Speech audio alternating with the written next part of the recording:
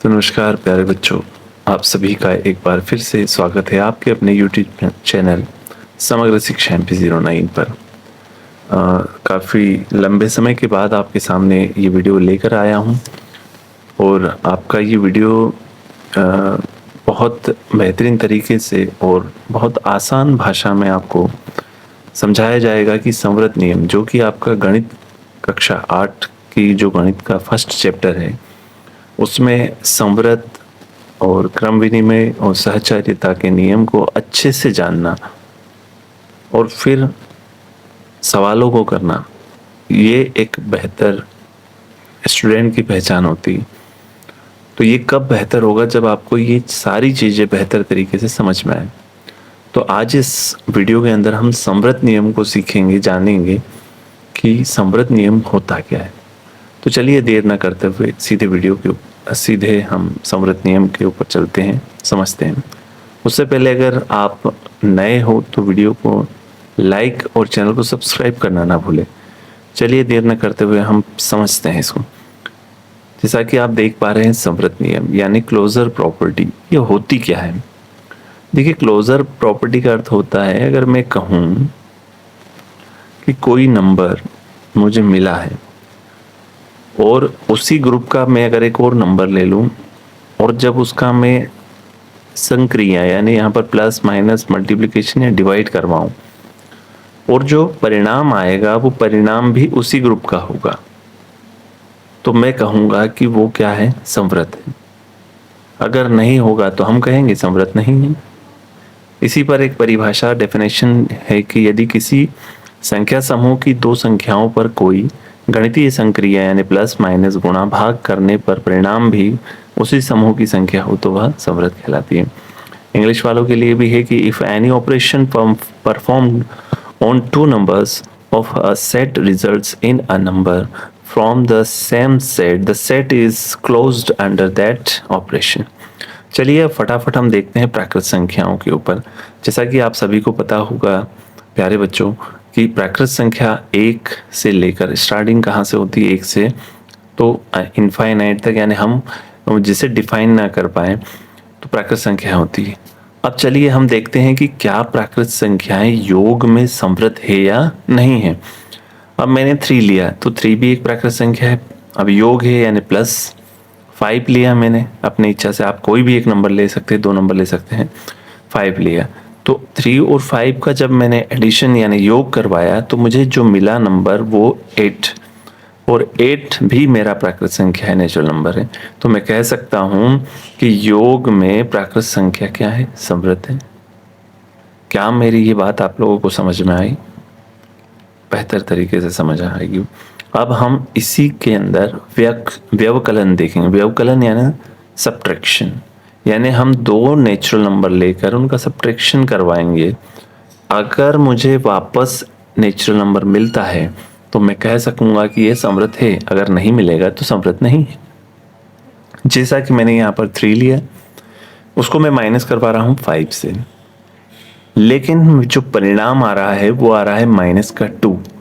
और आप लोग भली भांति जानते हैं और अच्छे से जानते हैं कि ये जो माइनस का 2 है ये है इंटीजर यानी प्राकृत संख्या तो नहीं है, ये एक पूर्णांक संख्या है।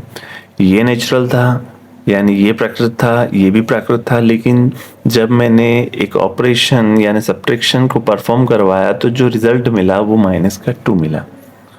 अब अच्छा, अगर आपको प्राकृत, पूर्ण, पूर्णांक, परिमेय, अपरिमेय इन संख्याओं में भी अगर किसी प्रकार की कोई दिक्कत हो तो मुझे कमेंट जरूर कीजिएगा ताकि मैं वीडियो आप लोगों तक ला सकूं इन संख्याओं पर भी।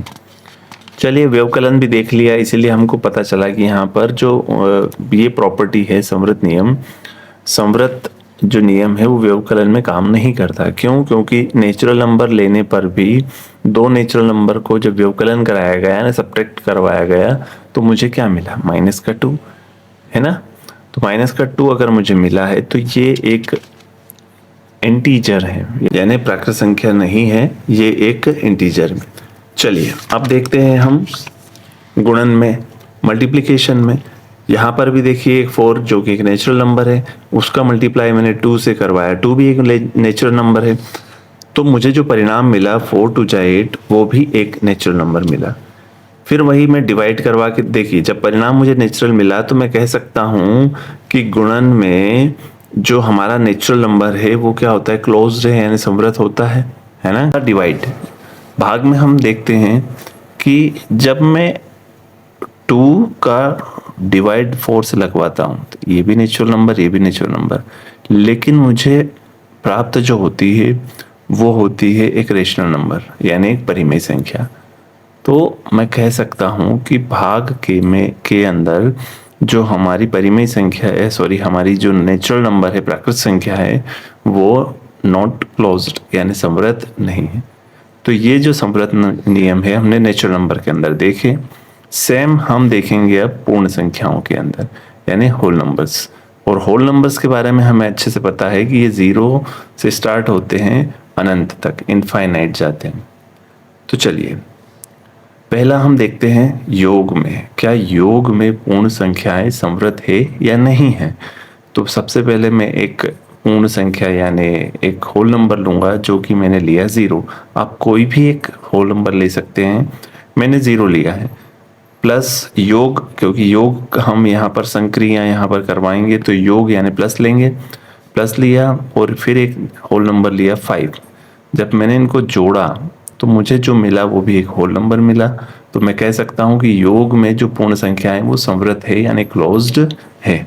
अगला जो मुझे करवाना है वो व्यवकलन करवाना है, सब्ट्रैक्शन करवा के देखना है।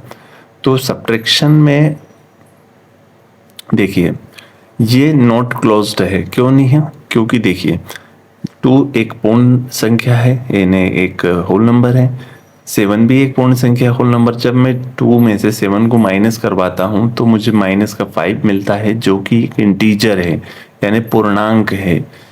और समृद्ध नियम क्या कहता है कि अगर मैं जो पूर्ण संख्या लेकर किसी पूर्ण संख्या को माइनस करूँ तो जो मिलने वाली संख्या वो भी मुझे पूर्ण मिलनी चाहिए, तो मैं कहूँगा कि वो समृद्ध है।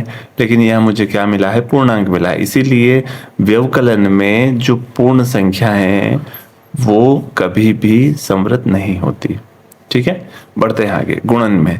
तो हम गुणा करवा के देखते हैं। मैंने 0 लिया है, वापस से 5 लिया है। जब मैं 0 और 5 को मल्टीप्लाई करवाता हूँ तो मुझे 0 मिलता है। तो 0 होल नंबर, 5 होल नंबर और जो मिलने वाला है वो भी मुझे होल नंबर मिला है। तो मैं कह सकता हूँ कि गुणन में जो पूर्ण संख्याएं हैं वो समृद्ध है यानी क्लोज्ड है। चलिए अब सेम हम देखते हैं भाग के अंदर, डिवीजन के अंदर हम देखते हैं। तो जब मैं 5 में 0 का डिवाइड करवाता हूँ तो होल नंबर 5 है और 0 भी एक होल नंबर है। लेकिन किसी भी नंबर के साथ में जब हम 0 से डिवाइड करवाते हैं तो वो अनडिफाइंड होता है, जो कि हमें पता ही नहीं कि वो नंबर क्या है। तो जब ये संक्रिया यहाँ पर संभव नहीं है, इसीलिए मैं कह सकता हूँ कि भाग में पूर्ण संख्याएं क्लोज्ड नहीं है यानी समृद्ध नहीं है। तो ये हमने पूर्ण संख्याओं का देखा। अब हम ऐसे ही इंटीजर का देख लेते हैं। यानी इंटीजर यहाँ पर सेट है पॉजिटिव नंबर्स का, नेगेटिव नंबर का और 0 का, 3 नंबर का एक सेट हम जिसे इंटीजर कहते हैं यानी पूर्णांक कहते हैं। तो हम देखते हैं कि क्या इसमें योग और व्यवकलन और गुणन और भाग में क्या ये समृद्ध है या नहीं है। चलिए फटाफट से देखते हैं, देर न करते हुए। -3 मैंने एक पूर्णांक लिया, इंटीजर लिया, एक मैंने 5 लिया है जो कि एक पूर्णांक है। अब मैं इनका योग करवा रहा हूँ तो जो मिलने वाला नंबर है वो भी मुझे क्या मिलता है, पूर्णांक मिलता है। इसीलिए मैं कहूँगा कि योग में पूर्णांक समृद्ध है, क्लोज्ड है। अगला मैं व्यवकलन करवा के देखता हूँ। मैंने एक इंटीजर लिया है 3 और एक इंटीजर लिया है 8 और मैं करवा रहा हूँ यहाँ पर व्यवकलन यानी सब्ट्रैक्शन यानी माइनस करवा रहा हूँ। तो एक पूर्णांक, ये भी एक पूर्णांक है और आने वाला जो है -5 वो भी एक पूर्णांक है। तो मैं कह सकता हूँ कि व्यवकलन में पूर्णांक समृद्ध है, क्लोज्ड है। गुणन की बात कर लेते हैं हम।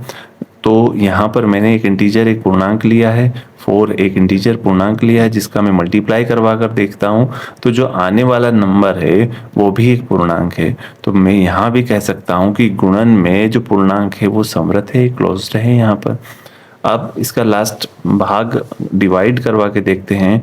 तो जब मैंने -5 को 2 से डिवाइड करवा कर देखा तो मुझे यहाँ पर देखिए ये भी एक पूर्णांक, ये भी एक पूर्णांक, लेकिन 5/2 यानी ये एक परिमेय संख्या यानी रेशनल नंबर मिला। इस कारण मैं कह सकता हूँ कि जो पूर्णांक है वो भाग के अंदर संवृत नहीं है। ठीक है, चलिए अब हमने पूर्णांक को भी देख लिया है, सेम एज इट इज हम परिमेय संख्याओं को भी देख लेते हैं, क्योंकि हमें ये जो संवृत नियम है वो किस किस पे देखना था, प्राकृत संख्या, पूर्ण संख्या, पूर्णांक संख्या और परिमेय संख्या। तो मैंने 3 नंबर के ऊपर, 3 संख्याओं के ऊपर तो संवृत नियम को देख लिया। चौथा फाइनल एक बचा है लास्ट, जो कि परिमेय संख्या है। चलिए परिमेय संख्या को भी के ऊपर भी हम ये नियम देख लेते हैं। तो योग पर देखते हैं। सबसे पहले मैंने 2 रेशनल नंबर लिए हैं, उनको आपस में ऐड करवाया तो मुझे 7/8 मिला, जो कि एक रेशनल नंबर है। तो मैं कह सकता हूं कि योग में जो परिमेय संख्या है वो संवृत है, क्योंकि मुझे 2 रेशनल नंबर को जोड़ने पर एक रेशनल नंबर प्राप्त हुआ है, यानी एक परिमेय संख्या मिली है।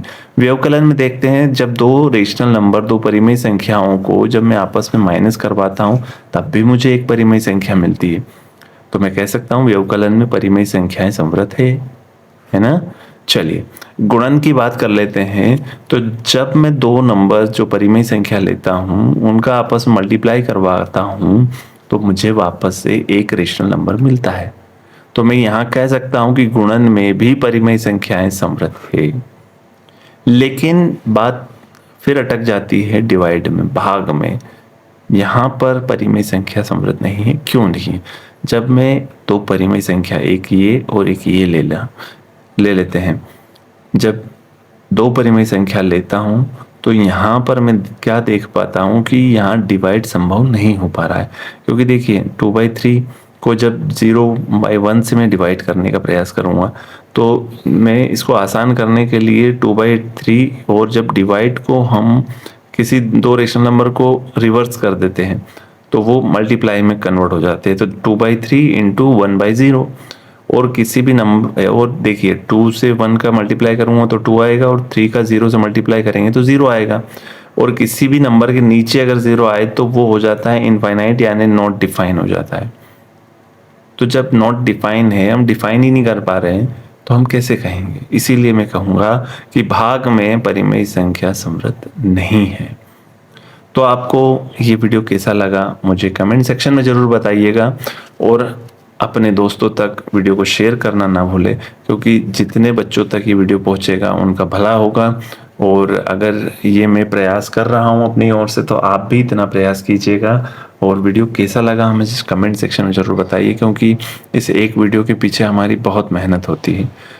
तो मिलते हैं आपसे नेक्स्ट वीडियो में। अब नेक्स्ट में हम क्रम विनिमय देखेंगे, फिर उसके नेक्स्ट वीडियो में हम सहचार्यता देखेंगे। देखिए क्रम विनिमय देखेंगे, और फिर उसके अगले वीडियो में हम देखेंगे सहचार्यता नियम, जिसके बाद हम के अगले वीडियो में एक पूरा टेबल ऐसे बनाकर कंप्लीट कर देंगे। फिर योज्य तत्समक देख लेंगे, फिर गुणात्मक तत्समक देख लेंगे, और योज्य प्रतिलोम देख लेंगे, और गुणात्मक प्रतिलोम देख लेंगे। जैसे ये कंप्लीट होता है, मतलब आपके जो बेसिक कॉन्सेप्ट होते हैं फर्स्ट चैप्टर के लिए वो सारे कंप्लीट होते हैं। फिर आप लोगों को केवल क्वेश्चन करवाना है और आपका एक चैप्टर बेहतरीन तरीके से कंप्लीट हो जाएगा। तो आप ट्रस्ट करके, विश्वास करके चैनल पर बने रहिएगा। मैं बिल्कुल स्टार्ट किया है तो हर संडे आपको एक वीडियो पहुंच जाएगा। तो मिलते हैं आपसे नेक्स्ट वीडियो में, तब तक के लिए जय हिंद, जय भारत।